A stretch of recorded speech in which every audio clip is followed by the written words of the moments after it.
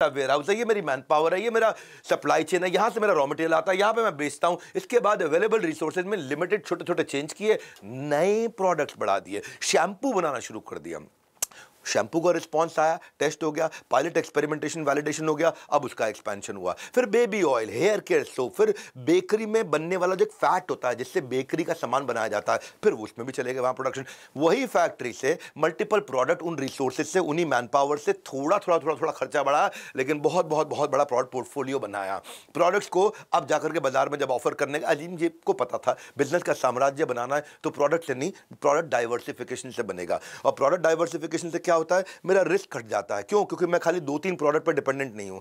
और दूसरा फायदा क्या है, नया सेक्टर पे एक्सपोजर मिलता है। तीसरा फायदा क्या है, एफिशिएंसी एडवांटेज, उसी कॉस्ट से मैं ज्यादा सामान निकाल पा रहा हूं, उसी मैन पावर, उसी मशीन, उसी प्लांट, उसी वेयरहाउस, उसी सप्लाई चेन, उसी वेंडर, उसी डिस्ट्रीब्यूशन नेटवर्क से मैं ज्यादा सामान। अब भाई एक राशन की दुकान पे मेरी 4 आइटम जा रही है, अब 4 की जगह 12 जाएंगी। राशन की दुकान पे पहुंचने पे खर्चा उतना ही था, लेकिन 4 की जगह 12 आइटम जा पा रही है।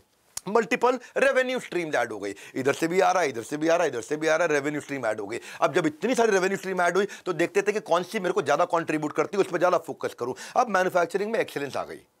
देखो ऐसे ही आती है एक्सीलेंस, है पायलट एक्सपेरिमेंटेशन वैलिडेशन, उसके बाद एक्सपेंशन। पहले बिजनेस खड़ा, उसके बाद बिजनेस बढ़ा। भाई मेरी स्पीड तेज है, मेरे को 1.25 1.5x पे कोई नहीं देख पाता है, मेरे को 1x पे ही देखना पड़ता है, क्योंकि आपको मेरे साथ रहना पड़ेगा, नोट्स बनाने पड़ेंगे। अपनी स्ट्रेंथ पर प्ले किया। फैक्ट्री में सारे हाइड्रोलिक सिलेंडर जो यूज होते थे ना, उनको बार बार रिपेयर करना पड़ता था। बोला मैं क्यों ना ऐसा कुछ कर दूं कि ये हाइड्रोलिक सिलेंडर मैं खुद ही बनाना शुरू कर दूं, और वो भी किया। उससे इनकी कॉस्ट और कंट्रोल में आई। अब हाउस होल्ड के पर्सनल केयर प्रोडक्ट, साबुन, shampoo, detergent, face wash, hand wash से ग्रूमिंग में गए, परफ्यूम में गए। यार्डले इन्हीं का ब्रांड है। डिओज इन्होंने बनाए, फर्नीचर बनाना शुरू करे, सीटिंग सोल्यूशन बनाया, विप्रो की लाइटिंग बनाई, उसके लिए एक अलग प्लांट तैयार। फिर फूड बिजनेस में मसाला पाउडर, स्पाइसेस, पिकल, अचार, चटनी, ये सब बनाना शुरू कर दिया। अब जनरल इलेक्ट्रिक आई कंपनी उस समय विदेश से, उसके साथ मिलकर के बल्ब बनाने शुरू कर दिए।